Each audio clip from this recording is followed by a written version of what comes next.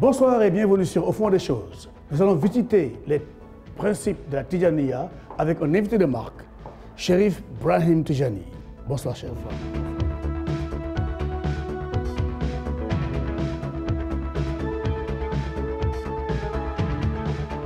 Cherif Tijani, bonsoir et bienvenue sur Au fond des choses. Bonsoir. Alors, Cherif, c'est pas la première fois que vous venez au Sénégal. Non, en fait, c'est plusieurs fois que je viens ici. Et pourquoi? Je sais qu'il y a 1000 ans de relations entre le Sénégal et le Maroc, et même plus. Oui, parce que en fait, le Sénégal, c'est un pays, c'est notre pays tout d'abord. Parce que la famille de Cheikh est installée ici, parce que nous avons beaucoup de disciples, parce que le Sénégal est tellement lié au Maroc et on sent chez nous aussi. Parlons un peu de votre enfance. Comment est-ce que Brahim Tijani a grandi? Où il a grandi? Il a grandi au Maroc, il a grandi à Fès, à Casablanca.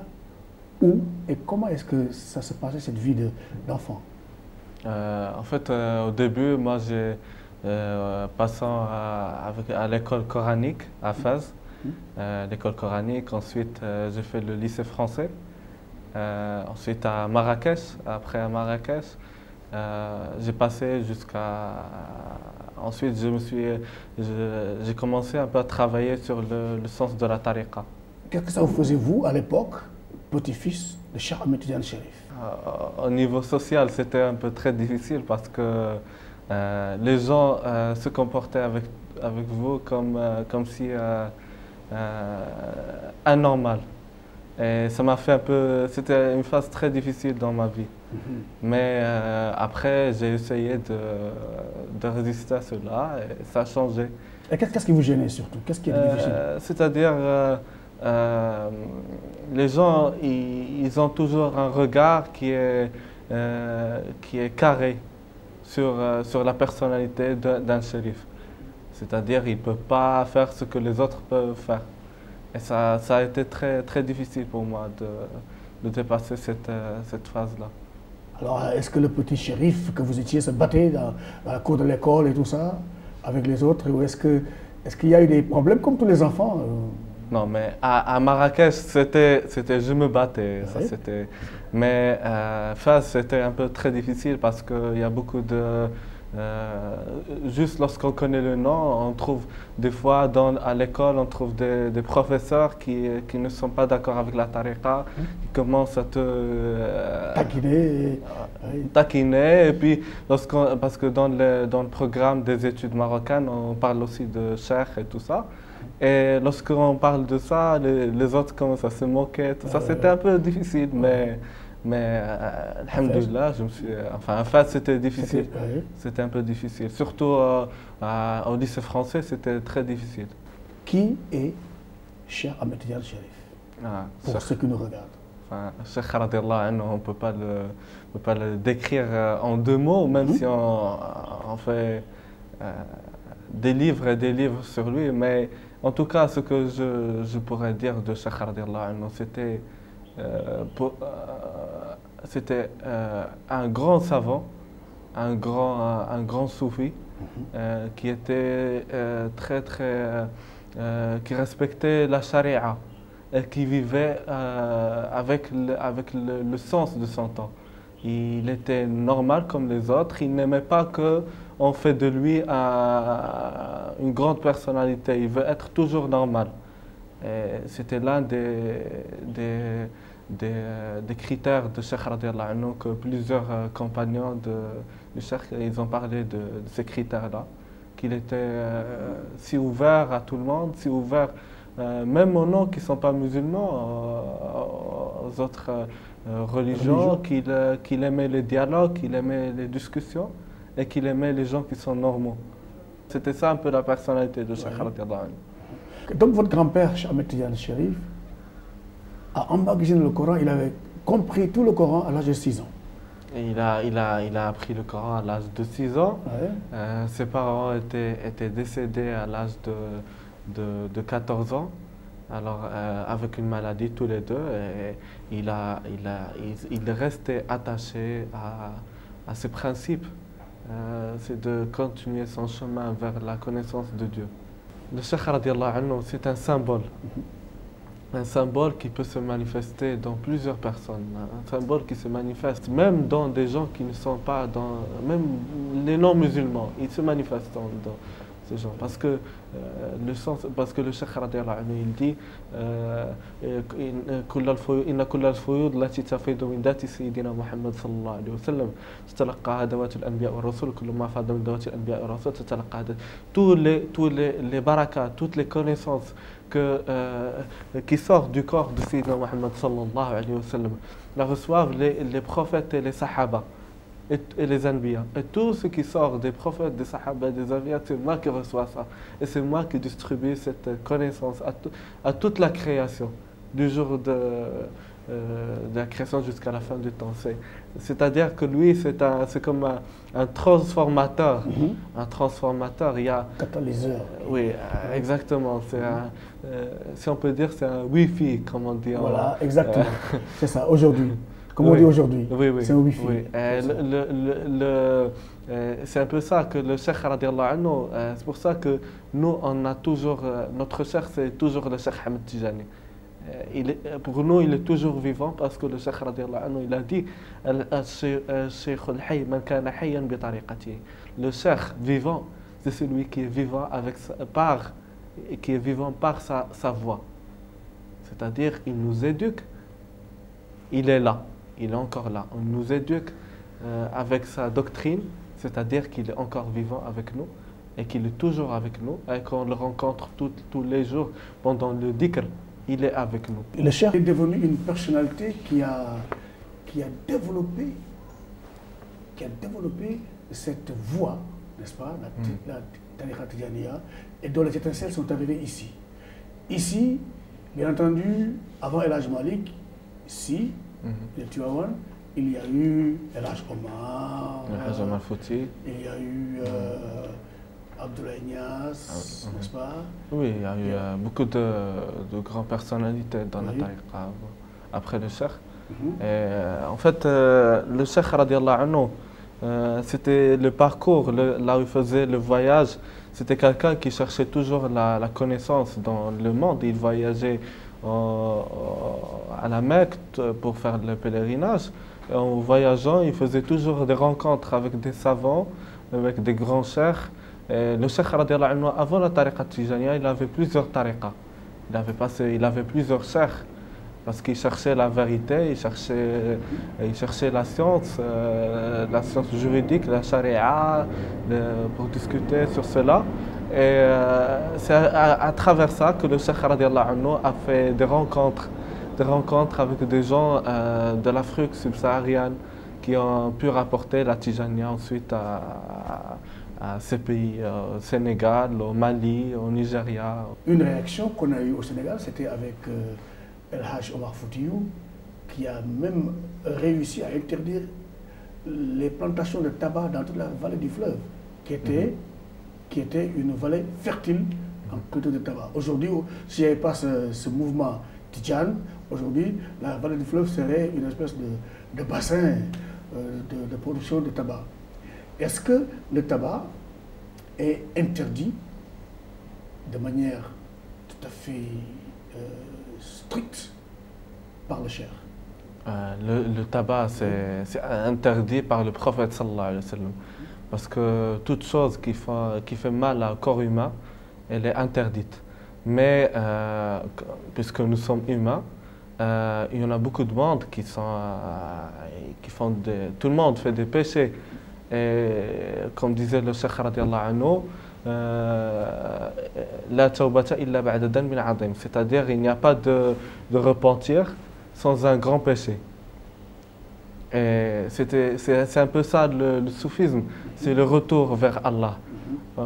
Il se peut que les êtres humains font des choses du mal, mais le Cheikh a toujours combattu les gens qui disent que nous sommes des anges. Parce que si on dit ça, on se permet tout. On voit que tout ce qu'on fait est bien. Et tout ce qu'on fait fait partie de la loi islamique. Mais en fait, il faut juger soi-même par soi-même. Et il faudrait savoir que tout le monde fait des péchés, mais ce n'est pas tout le monde qui revient à Dieu. C'est pas tout le monde qui revient à Dieu, même si on demande... Repentir, c'est une... humain. Oui, mais on ne peut jamais repentir totalement. Tu sais, on Donc repentit. il vaut mieux ne pas faire. C'est un peu ça le wird. Oui. Le wird qu'on fait tous les jours, c'est un repentir tous les jours. C'est demander le pardon de Dieu pendant tous les jours. Tout ce qu'on fait chaque jour, on le résume, on demande à Dieu qu'il efface tout ce qu'on a fait. Parce que on peut faire, même si on croit qu'on ne fait rien du tout, même si on reste dans une chambre fermée à clé, on fait des choses qu'on ne sait pas. Et des choses qui peuvent, évidemment, parce que Dieu nous aime, Dieu aime l'humanité et il veut pas que, il n'aime pas ce qui est mal arrive à nous. Revenons un peu à votre enfance, n'est-ce pas? En tant que jeune Marocain, est-ce que vous avez grandi comme les autres jeunes Marocains, c'est-à-dire à le côté de la musique, en jouant au football, etc., etc. Parce que nous, devant un shérif Tidjane, nous voudrions le connaître mieux et davantage pour voir un peu comment nous retrouver en lui. Est-ce que vous avez joué au football, vous écoutez de la musique, vous avez... Oui, j'ai tout fait. Enfin, j'ai tout fait. Oui. Mais en fait, j'avais des amis. Des amis qui ne savent... Je cherchais toujours des amis qui étaient chrétiens ou juifs. J'avais beaucoup d'amis juifs. Et pourquoi les juifs? Parce que, en fait, c'est des gens qui ne savent pas qui je suis. Même s'ils savent, ça ne leur intéresse pas. C'est pas d'effet sur Oui. Et aussi parce que c'était des gens c'est des gens réalistes. Et c'est des gens qui travaillent aussi. Et l'heure du travail, l'heure de s'amuser, c'est l'heure de s'amuser. C'était ça un peu. Est-ce que vous pouvez nous donner quelques-uns de vos amusements? Football. Je faisais du football, je partais même en boîte. Oui. Je partais même en boîte. Oui, j'écoutais Vous aviez de la musique. des musiciens préférés parmi les musiciens à l'époque? Oui, enfin j'étais très. J'aimais beaucoup Michael Jackson. Ouais. À l'époque, oui, j'aimais beaucoup. Et puis toujours, je faisais les mêmes danses que lui. Que lui, oui. Oui. Et aujourd'hui, nous sommes en janvier 2006, en novembre, récemment, Michael Jackson a embrassé la religion musulmane et il est en train de préparer la construction d'une mosquée. Donc, le rapport entre Michael Jackson et vous, c'est divin. On peut dire que c'est divin. Parce que si aujourd'hui Michael Jackson est entré dans l'islam, c'est une espèce de continuité du sentiment. Il a dit que mes frères de pensée sont très proches de l'islam. C'est ce qu'il a dit. Voilà pourquoi il embrasse la religion musulmane. Donc, est-ce que vous, étant jeune, vous sentiez quelque chose de sérieux chez Michael Jackson à l'époque? Ce qui m'a beaucoup impressionné chez Michael Jackson, c'est que c'était une personne que tout le monde se trompait de sa personnalité. Il regardait que les images, les gens, ils croyaient toujours aux formes. Et Michael Jackson, il cachait derrière cette forme une forme spirituelle tellement propre que vous avez senti déjà. Oui. Allahu Ghafour, Allahu Rahim, Allahu yuhibbul muhsinin, wa khaliquna, wa raziquna, wa huwa ala kulli shay'in qadir. Alors aujourd'hui, l'arrivée de Michael Jackson dans le monde musulman est une victoire, est une célébration, n'est-ce pas, de tous les musulmans. À un moment où vraiment l'islam a des problèmes vis-à-vis du monde occidental. On parle aujourd'hui de terrorisme, de fanatisme, etc., etc. Comment vivez-vous les problèmes de l'islam aujourd'hui dans le monde, quand vous voyagez? D'abord sur le plan physique, est-ce que quand vous arrivez dans un aéroport avec vos habits, votre façon de parler, votre teint, votre accent, est-ce qu'il y a des réactions de la part des autorités de l'aéroport, des gendarmes, des policiers, etc. etc. Évidemment, ça dépend de la place. Ça dépend de la place où est-ce que je suis. Mais en général, c'est que dès que les gens sachent que je suis soufi, ça change complètement. Parce que le soufisme, c'est connu par sa tolérance, c'est connu par son éducation. C'est une voie, c'est la vraie voie d'ailleurs de l'islam. C'est la voie de respecter la différence des autres. Et évidemment, il y a des réactions des gens qui savent et des gens qui ne savent pas. Des gens qui savent, ils se comportent d'une autre façon, et des gens qui ne savent pas, d'une autre façon. Et cela, ça dépend des endroits, ça dépend des personnes.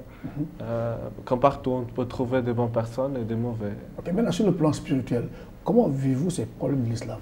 Est-ce que, quand les États-Unis entrent en Irak, par exemple, quand Ben Laden est accusé de ceci ou de cela, quand il fait exploser telle et telle chose, comment est-ce que vous, en tant que musulman, petit-fils de Cheikh Ahmed Tidiane Chérif, petit-fils de Mohamed sallallahu alayhi wa sallam, comment est-ce que vous vivez ça me fait vraiment mal qu'on accuse l'islam de tout ce qui se passe dans le monde, parce que l'islam n'a rien à voir avec les gens de la politique.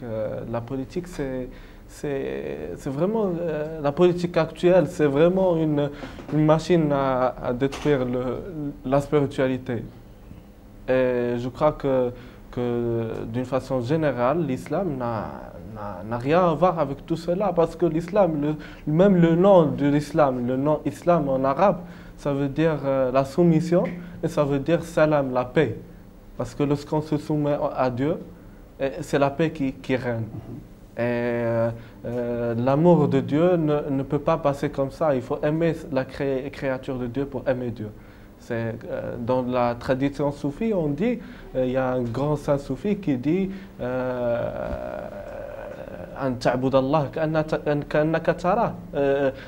que tu adores Dieu, comme si ça c'est la phase la plus élevée dans l'islam, que le prophète sallallahu alayhi wa sallam a parlé de ça. Il a dit que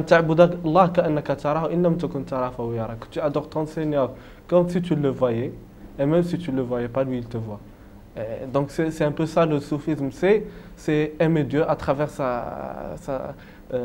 ses créatures. C'est un peu ça ce que j'essaie d'apprendre. Pour aimer sa créature, il faudrait voir l'unité.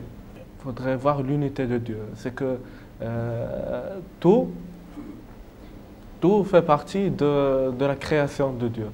Et tout est un. Tout est un. Et c'est ça le sens de la ilaha illallah. Il n'y a pas de Dieu que Dieu. C'est-à-dire il n'y a rien que Dieu. Il n'y a rien que Dieu. Lorsqu'on sait que tous, et puis dans le Coran aussi on dit Bismillahirrahmanirrahim, c'est lui le premier, le dernier, l'apparent et le caché. Je vais poser une question. Si Dieu est apparent, où est-ce qu'il est? Dans sa créature. Dans sa création. Alors on doit respecter sa création pour Dieu. Pour Dieu. Et c'est ça la voie soufie. C'est ça la voie. Et c'est cette voie qui fait que les Occidentaux, ils ont compris ce que c'est cette voie soufie. Maintenant, il y a beaucoup de choses qui se disent et qui se font à partir des wahhabites. Quelle est votre vision, vous, des relations entre la voie soufie et le modernisme? Est-ce qu'il y a une antinomie ou bien est-ce que ça va ensemble? Ça va ensemble. Ça va ensemble parce que le soufisme et l'islam, d'une façon générale, il essaye de casser l'apparence. Tout ce qu'on voit ne doit pas être un jugement total de tout ce qu'on voit. C'est-à-dire les formes ne vont pas être la relation entre moi et Dieu. C'est l'esprit qui doit être la relation entre moi et Dieu. Et c'est un peu ça. Donc moi, ce que je pense qu'un vrai soufi, c'est celui qui vit avec son temps, qui porte ce que sa société porte, qu'il mange ce que les autres mangent, qu'il habille comme les autres et qui fait tout ce que les autres font, sauf qu'il a des limites de la charia qu'il faut respecter, mais en tout cas, la charia, elle respecte aussi la différence des autres. Il n'y a pas de différence entre un peuple, elle respecte cette différence. Et donc, ça veut dire qu'elle peut marcher avec tout le monde, et elle peut marcher même avec la modernité qui existe actuellement. Okay. Est-ce que, selon vous, les dirigeants africains devraient non seulement puiser dans les principes modernes de direction des cités, que sont les principes de la démocratie, mais encore puiser dans le soufisme? Et qu'est-ce que le soufisme offre aux dirigeants pour le développement de la communauté? Évidemment, le soufisme, ce qu'il peut rapporter aux politiciens, c'est que tout d'abord, en tout cas pas seulement pour les politiciens, mais pour tout le reste du peuple, c'est qu'il peut rapporter la paix et il peut rapporter la liberté. Parce que le soufisme, il donne la liberté à l'individu de se comporter comme il veut. Ensuite, c'est une voie pour retourner à Dieu, en tout cas. Et c'est ça ce qu'il nous faut maintenant. C'est ça ce qu'il nous faut maintenant, c'est que la spiritualité marche en même temps que la politique. La société. La société. Et moi, j'ai toujours dit que puisqu'il y a une mondialisation, un peu mondialisation des produits, mondialisation matérielle, si on veut dire, pourquoi il n'y aura pas une mondialisation spirituelle? Que chacun, celui qui veut une religion, soit qu'il veut une voie, ou soit qu'il soit libre de choisir ce qu'il veut, pourquoi c'est toujours l'État qui choisit la religion des gens? Et lorsque ça se réalise, ce rêve-là, je pense qu'il n'y aura jamais de guerre. Je pense qu'il n'y aura jamais de problème, de haine. Et je crois que tout le monde va s'aimer. Donc on revient à l'assertion selon laquelle la tariqa tijane est une voie soufie vers Allah basée sur le Coran et les hadiths. Oui. Alors, nous allons mettre le Coran et les hadiths ensemble. Comme beaucoup de gens ont tendance à les opposer, nous on va les mettre ensemble. Alors, qu'est-ce que c'est que les hadiths par rapport au Coran? Est-ce que c'est un complément? Est-ce que c'est un miroir? Est-ce que c'est le coin où les gens, les hommes simples peuvent se reconnaître facilement dans les enseignements d'Allah? En fait, le hadith, si on peut dire la haqiqa, la vérité. Le hadith, c'est les dictons du prophète sallallahu alayhi wa sallam. Et c'est ça qui a le plus de relation avec la vie quotidienne des musulmans avec le prophète sallallahu alayhi wa sallam. Le Coran, ça englobe, c'est le cadre. Et le hadith, c'est l'exemple. C'est l'exemple dans lequel les gens peuvent suivre pour y arriver à une connaissance de Dieu. Pour être éduqué, il faut être... le hadith, ça a toujours... en fait, le hadith, c'est le Coran en action. Ok. C'est une belle définition, ça. Ouais. C'est le Coran en action par les hommes dans la société. Oui. Ce qui leur arrive tous les jours et comment ils trouvent les solutions, etc. Exactement, c'est ça. Le prophète, sallallahu alayhi wa sallam, il nous a donné le Coran pour réfléchir. Enfin, on lit le Coran pour approfondir la connaissance de Dieu, mais le hadith, la sira nabawiya, ça nous aide à mettre en œuvre ce que le Coran dit. C'est des actions nobles qui peuvent éduquer les gens. Alors, comment voyez-vous maintenant les problèmes africains? Je prends un seul problème, c'est l'émigration.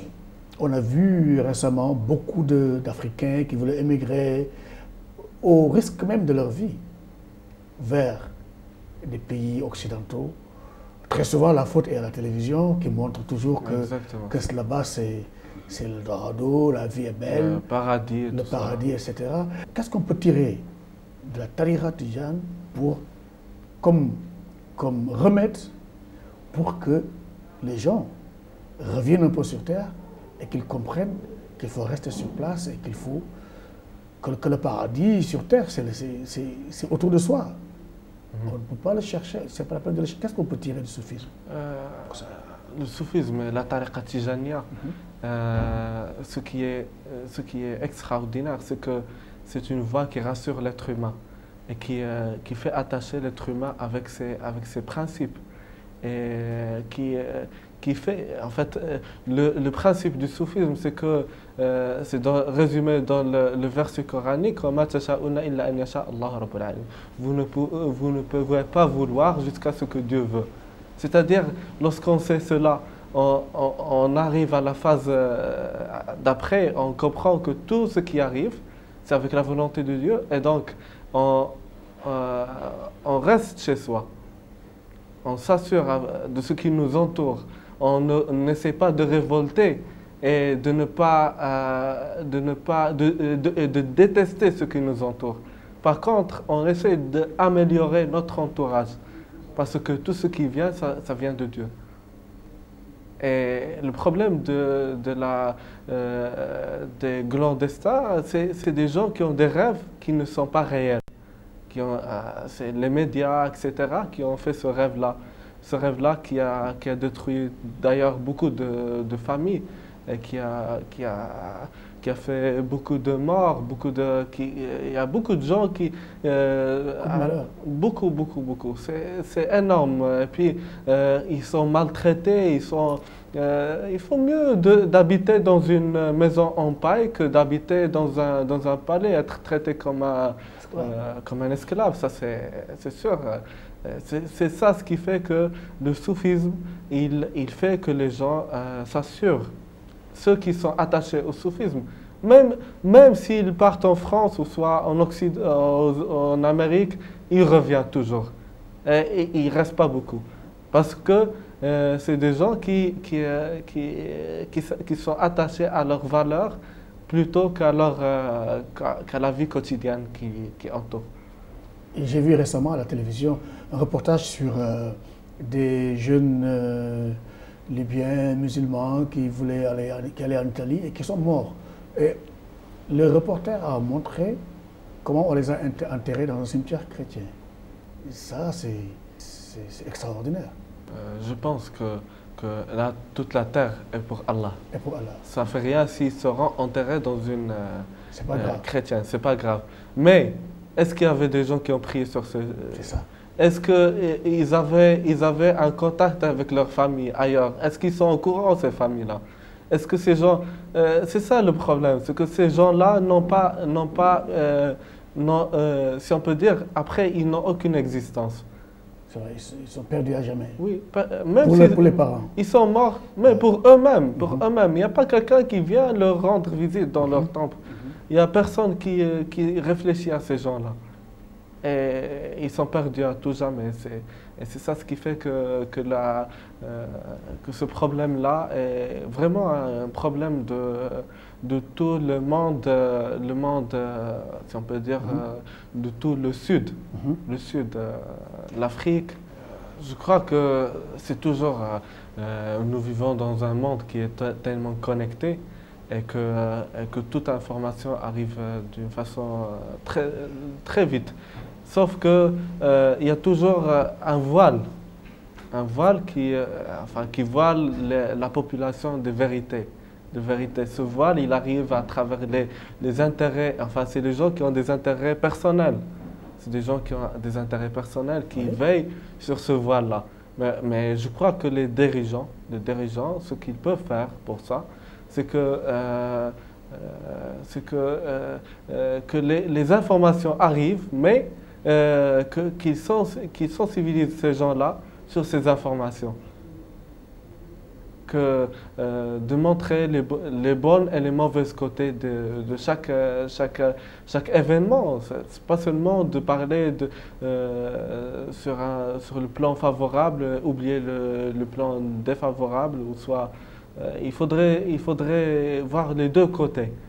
Et c'est ça ce qui est mal, c'est que nous prenons toujours nous pensons qu'on prend toujours le bon côté de l'Occident, mais c'est pas ça la vérité. En Afrique, d'une façon générale, au Maroc, ou soit au Sénégal ou n'importe quel pays africain, on trouve toujours la population, elle est attachée sur le mauvais côté de l'Europe, que l'Europe essaye d'ailleurs de dépasser et oui, c'est un virus maintenant qui... il faudrait seulement que les gens savent qu'ils sont bien comme ils sont. Je rappelle que vous êtes Au fond des choses et que notre invité, c'est le shérif Brahim Tijani, petit-fils de Cheikh Ahmed Tijani Chérif, petit-fils du prophète Mohammed. Chérif, quels sont vos amis en Afrique? Vous étiez au Sénégal, vous n'avez pas beaucoup de temps, vous êtes allé à la Dara, vous êtes allé à Kaolack. Dites-nous quelques noms ici. Nos amis ici. Vos amis, vous, personnels, parmi les grands marabouts qu'il y a au Sénégal. J'aime une personnalité tout particulièrement, c'est Maodoussi. J'aime beaucoup cet homme-là. Il reflète ce que son père. Oui. Il est magique. Il est magique. Maodo est magique. C'est une personnalité très très très proche à mon cœur. Oui. Et j'aime aussi Imam Hassan Sissé. C'est quelqu'un qui est ouvert et qui travaille aussi pour la tariqa d'une façon très ouverte et très réaliste aux États-Unis et dans d'autres pays. Au Nigeria, je l'ai rencontré au Nigeria. Il travaille, c'est quelqu'un de très, très, très bien. Et il y a Cheikh Ahmed Tijani Ba qui est à Madina Gonas. C'est une personne que j'aime beaucoup parce que ils sont, même les habitants de cette cité sont extraordinaires. Ils ont une éducation que même si on veut acheter ça en or, en Europe ou je sais pas, on peut pas. On peut pas. Ça c'est un don de Dieu, alhamdoulilah. J'espère que tout le monde sera comme cet exemple. C'est des gens qui sont tellement éduqués, qui aiment. Enfin, c'est rare de trouver ces gens-là quelque part. C'est rare, c'est vraiment rare. Et là où on monte vers le nord, où on monte vers la civilisation, on trouve les gens plus matériels et on trouve les valeurs commencent à baisser. On trouve la spiritualité presque n'existe pas. On trouve que les gens sont attachés à des choses qui finissent très vite. Et vous avez voyagé à l'intérieur du Sénégal, vous êtes allé à Kaolack, vous êtes allé à Médina Gounass. Et est-ce que vous voyagez en Afrique aussi? Oui. Dans la sous-région? Vous allez au Mali? En Mali, exactement. Et au Mali, vous avez des amis? On a des amis là-bas aussi Cheikh Ahmed Tijani Tal, Hadi Tal. Il est à Nioro. C'est une cité qui est très loin de Bamako. Et ils sont extraordinaires. Tu sais, je me déplace au Mali que pour voir ces gens-là. Oui. Ça me fait tellement plaisir que je peux tout laisser pour voir ces gens-là. Parce que ça m'inspire. Ça m'inspire, ça me rassure. Ça me rassure de voir des gens qui sont encore attachés aux valeurs, exactement. Aux valeurs. Je ne sais pas comment décrire ces gens-là. Alhamdoulilah, ça c'est une chose qu'il faudrait développer au Sénégal, qu'il faudrait être fier. Il faut montrer à la télévision peut-être. Oui, il faut montrer cela. Ce genre de comportement. Oui, et aussi en Afrique, ce qui est bien, enfin, si on peut dire au Sénégal ou au Mali, les gens sont fiers de leur appartenance spirituelle. Ils sont contents, ils sont heureux. Et puis ici en Afrique, on trouve des gens on trouve la gaieté plus que... Même au Maroc, il n'y a pas cette gaieté. Ici, tu vois, les enfants rigolent tout le temps. Dans d'autres pays, les enfants sont malheureux. Tu sais, c'est comme une atmosphère qui les entoure, qui est tellement chargée, tellement sans sens, qui fait que de ces enfants malheureux. Et ça, c'est dommage. C'est dommage. J'espère que dans l'avenir, cela peut changer. Comme s'il y a une mondialisation des produits et mondialisation matérielle, qu'il y aura une mondialisation spirituelle, que c'est ça, ça serait ça notre produit à nous les Africains pour les Européens. C'est ça, ce qu'on peut leur donner. Oui. Ce sera quelque chose de bien qu'on va leur offrir. On va leur donner quelque chose Oui, de bien. c'est quelque chose que... je ne sais pas, est-ce que l'argent peut... Acheter, non. Il peut pas acheter. Vous l'avez dit. Il peut pas plutôt. acheter. Alors, nous sommes à un moment où le Premier ministre israélien, Sharon, est dans le coma. Et Sharon, on le sait, a été la pièce maîtresse, justement, dans la guerre entre Israël et la Palestine. Depuis, si on revoit un peu l'histoire de Sharon, depuis qu'il était commandant des forces armées israéliennes, jusqu'à ce qu'il soit entré au Liban pour dénicher les Palestiniens, jusqu'à aujourd'hui. Mais entre-temps, Sharon avait changé. Il avait commencé à remettre les terres de Gaza aux Palestiniens. Et nous, en tant que musulmans, on se disait vraiment qu'Allah était en train de le changer. En pleine activité de changement, Sharon a été frappé par la maladie. Comment est-ce que vous voyez ça? Tout d'abord, nous voulons tous changer lorsqu'on sent que la mort approche. Ça, c'est clair pour tout le monde. Tout le monde est comme ça. L'être humain, c'est comme ça. Mais je pense que ça serait malheureux que cette personne-là meure à cet instant parce que ça va bloquer le processus de paix qu'il a commencé pour changer la situation au Moyen-Orient. Je pense que tout ce qui se passe, ce n'est que des événements qui vont passer. Et ce n'est que tout ce qui se passe, c'est un test de Dieu pour nous. Tout ce qui se passe, c'est la volonté de Dieu. Ce que nous pouvons faire pour changer les choses, c'est que toujours, si les musulmans et si l'humanité d'une façon générale, leur message, c'était le message de la paix, de vivre ensemble, ça serait mieux que la guerre, parce que puisqu'on va mourir tous les deux, pourquoi s'entretuer?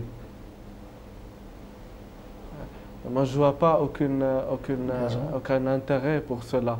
Et je pense que, pour moi j'ai toujours pensé que le Quds, Jérusalem, qu'elle peut être une ville neutre pour toute l'humanité. Et que les autres pays, les autres terrains, palestiniens, soit israéliens, pourquoi il n'y aura pas un seul pays où tout le monde vit? De toute façon, ils vivent, malgré eux, ils vivent ensemble. Il y a des gens, il y a des gens qui travaillent en Israël, il y a des Israéliens qui travaillent en Palestine, que les médias, ils nous rapportent toujours que les guerres. Ouais. Ils ne rapportent pas la réalité. La réalité qui est la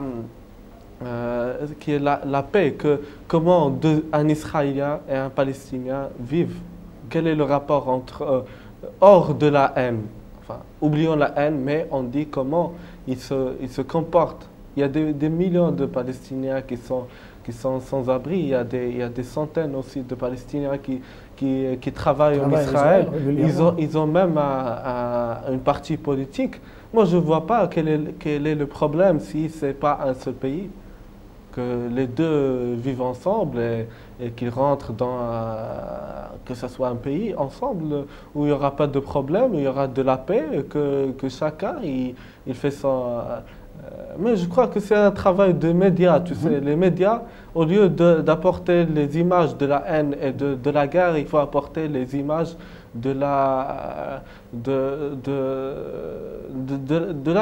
d'accepter les autres, comment les autres peuvent vivre ensemble. D'ailleurs, j'étais invité, moi, au mois d'août passé.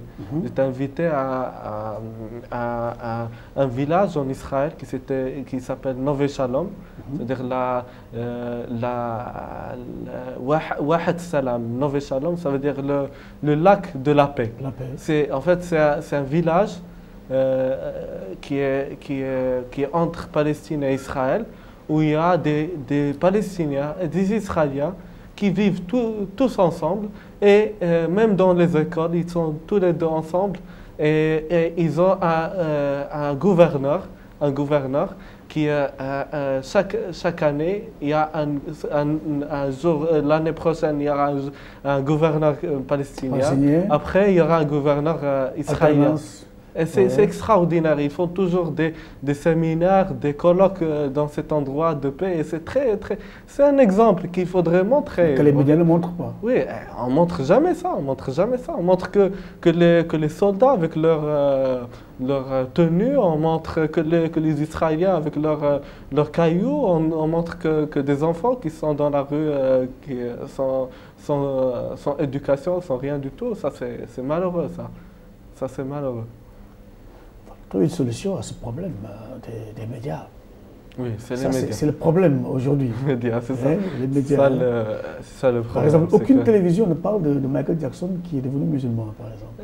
C'est-à-dire, il n'y a pas une liberté médiatique. Si tu parles de la guerre et tout ça, on t'encourage, il y a des budgets qui sortent. Il y a de l'argent. Oui. Lorsqu'on parle de la paix, c'est aussi pareil que pour nous, les gens de la religion, lorsqu'on veut travailler dans le sens de la paix, il n'y a pas d'argent. Lorsqu'on veut faire un congrès wahhabite, ou soit un congrès comme ça, qui incite les gens à faire la guerre et tout ça, il y a toujours de l'argent. Parce que c'est la voie du diable. Le diable, il aide toujours. C'est le matériel. Le matériel, toujours, il se dirige vers les choses maudiques, vers les choses qui déraillent les gens. Et ça, c'est... Le diable, c'est Satan. Oui. Alors, nous allons en parler un peu. Quel est le rapport entre Satan, Allah et nous? Le Satan avec Allah. Le Satan, il ne sort pas il ne sort pas de la force de Dieu, le Satan. Le Satan, il travaille en fait pour Dieu aussi. C'est ça que je veux savoir. Parce que, tout d'abord, lorsqu'on parle du Satan, on dit que le Satan, il est créé en feu. Et l'enfer est en feu. Est-ce qu'en mettant le feu dans le feu, c'est un enfer pour lui? Non, c'est un paradis pour lui. Mais pour nous, parce que nous ne sommes pas feu, on ne doit pas suivre le feu. Très bien. C'est un peu ça. Et puis, personne ne sort du royaume de Dieu. Tout le monde est dedans. Donc, le feu ne fait rien à Satan. Il ne fait rien à Satan. Mais peut-être pour nous c'est ça la différence. Et c'est ça pourquoi le diable a désobéi. Enfin, il n'a pas désobéi, mais c'est avec l'ordre de Dieu. Il s'est désobéi à Dieu avec son ordre. C'est que c'est une question d'appartenance. Il y a le feu, il y a des éléments de la vie. Et que puisque nous sommes du sable, et que nous devons suivre le sable, nous devons suivre la terre. Le prophète sallallahu alayhi wa sallam est en sable, c'est lui qu'on doit suivre. On ne doit pas suivre le feu, parce que ça va nous brûler. Et c'est pareil, c'est comme ça que ça se passe. Pourquoi le Satan n'a pas voulu se prosterner devant Adam? Parce qu'il voyait que le sable est moins que le feu. Et aussi, il croyait qu'en se prosternant devant Adam, il va associer Dieu avec un autre Dieu. Mais il n'a pas su qu'en se prosternant devant Adam, il se prosterne devant Dieu parce que c'est avec l'ordre de Dieu. C'est ça qui fait qu'il y a toujours les gens, au lieu de suivre leur nature, ils suivent autre nature, autre élément qui est le feu. Et d'ailleurs, pour moi, je pense que le paradis et l'enfer, c'est lié à la vie actuelle. Comment? C'est lié à la vie actuelle parce que c'est juste une vision que Dieu nous fait connaître. Parce que lorsqu'on dit le feu c'est une matière. Lorsqu'on dit le sable, la terre, c'est une matière. Et lorsqu'on dit le paradis, c'est un endroit. Lorsqu'on dit l'enfer, c'est un endroit. Alors que dans la dimension spirituelle, il n'y a pas d'endroit et il n'y a pas de temps. C'est la dimension divine. Dieu n'a pas d'endroit et n'a pas de temps. Il est partout, il est dans tous les temps. Donc la compréhension que les humains se font du paradis et de l'enfer, c'est des compréhensions à dimension humaine. Exactement. C'est-à-dire que pour comprendre le paradis, la dimension divine, il faut être divin, ce qui n'est pas possible pour les humains. Ce qui veut dire que... Pour être divin, on peut être divin dans une partie, mais pas totalement. Pas totalement. C'est une route, l'islam, c'est une route de la perfection. Oui. Par exemple, l'islam te pousse à être beau. Et l'un des noms de Dieu, c'est le beau. C'est-à-dire, on essaye de incarner et de manifester le nom de Dieu en nous qui est le beau. Dieu est miséricordieux et le prophète et l'islam poussent les gens à être miséricordieux, à être généreux, à aimer les autres. Et on essaye que ce nom-là se manifeste en nous. C'est une route vers la divinité, mais pas complètement. C'est juste, on essaye de manifester ces noms-là en nous. C'est un peu ça l'islam. L'islam, avec les 99 noms de Dieu, on essaye il y a des noms qui peuvent se manifester en nous, il y a des noms qui ne peuvent pas, qui sont seulement pour Dieu, pour Allah. Par exemple, le nom Allah, personne ne peut... Allah, c'est le nom qui englobe le tout. Et celui qui a tous les noms, où tous les noms se sont manifestés en lui, c'est lui Allah. Mais il n'y a personne que ces noms se sont manifestés en lui, parce que c'est impossible. C'est impossible. Par exemple, on dit le premier, est-ce qu'il y a quelqu'un qui était premier? Sauf le prophète sallallahu alayhi wa sallam. C'est-à-dire ce nom-là se manifeste seulement sur le prophète. Parce que c'est lui, avant Adam, c'est lui, il était créé. Il était déjà là. Il était déjà créé avant Adam. C'est lui le premier. En fait, c'est ce nom-là, il se manifeste dans le prophète sallallahu alayhi wa sallam. Est-ce qu'il y a quelqu'un qui peut être apparent et caché?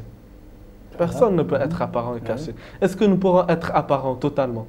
Est-ce que les gens voient notre esprit, notre ruh, qui nous fait qui dirige le corps? Le corps.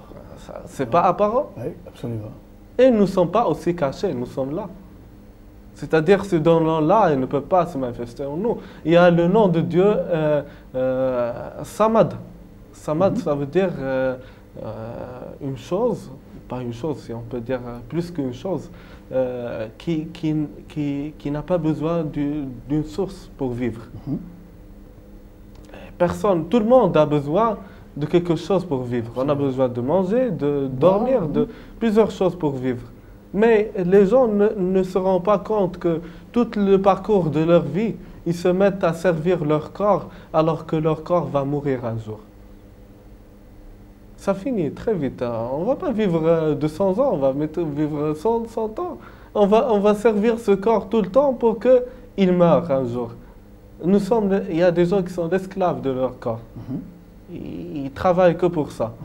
On travaille toute la journée pour rapporter la nourriture, tout ça. Pourquoi? Pour le corps qui va mourir un jour. Périssable. Voilà, exactement. Mais le corps, c'est seulement un instrument pour arriver, pour nourrir et pour travailler pour la spiritualité qui est plus vivante. Faut-il nourrir l'esprit en même temps?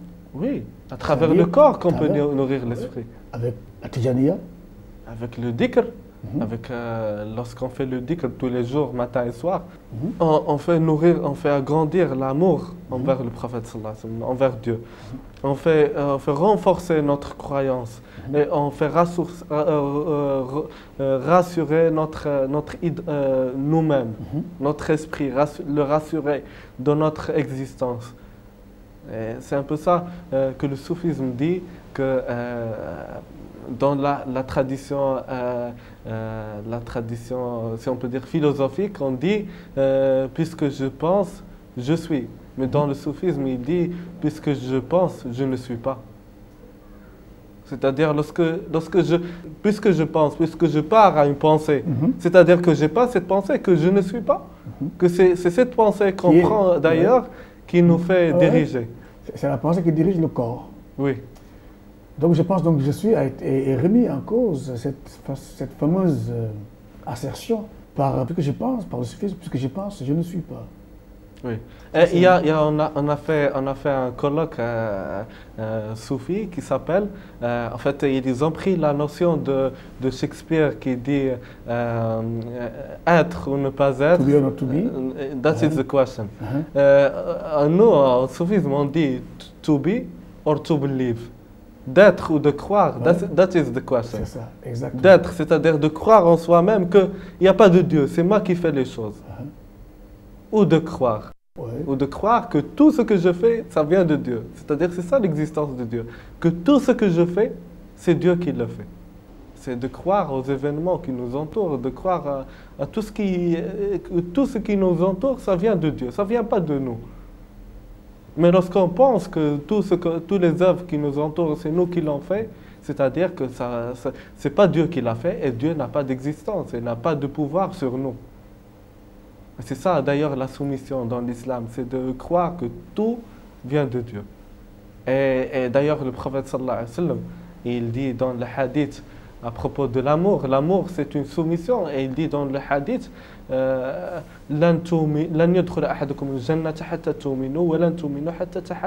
personne d'entre vous ne rentre au paradis jusqu'à ce que vous croyez. Et personne ne croit d'entre vous jusqu'à ce que vous vous aimez. Jusqu'à ce que vous vous aimez. Et il dit dans le hadith aussi, lorsque deux personnes s'aiment, c'est Dieu leur troisième. C'est-à-dire de voir toutes les œuvres qui nous relient avec les gens, c'est Dieu qui nous relie avec les gens. C'est lui la connexion. Si on voit ça, si on croit que la connexion c'est Dieu, que toutes les œuvres qui nous relient c'est Dieu, c'est là la croyance en Dieu. Chérif Tidjani, quel conseil donnez-vous aux jeunes du monde entier, africains, européens, chrétiens, musulmans, un jeune qui est là aujourd'hui en 2006 et qui est devant la vie? Quel conseil lui donnez-vous? Le conseil que je peux donner, c'est que ces gens-là, ils essayent d'être universels. Ils essayent d'être universels, c'est-à-dire ne pas s'attacher à la localité, ne pas s'attacher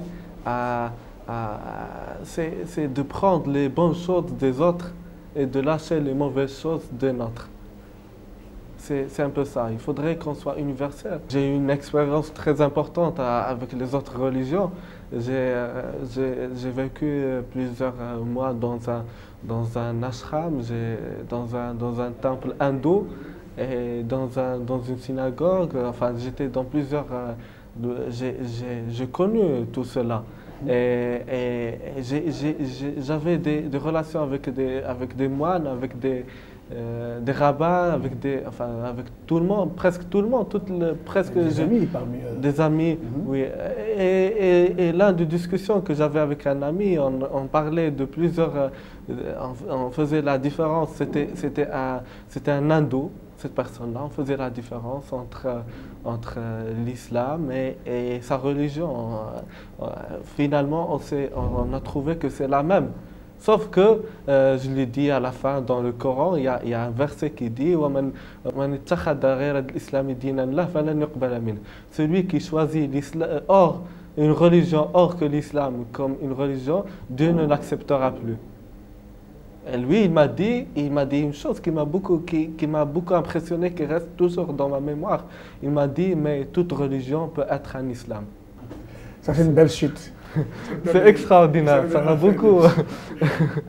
Chérif Brahim Tidjani, merci d'avoir accepté notre invitation. Merci d'avoir accepté de passer cette heure avec nous, partager votre vie, votre immense savoir avec nos téléspectateurs. Ça a été un grand plaisir. Merci, Chérif. Merci beaucoup. Chers amis, c'était Au fond des choses avec Chérif Brahim Tidjani, petit-fils de Cheikh Ahmed Tidiane Chérif, petit-fils de Mohammed sallallahu alayhi wa sallam. À très bientôt sur Au fond des choses.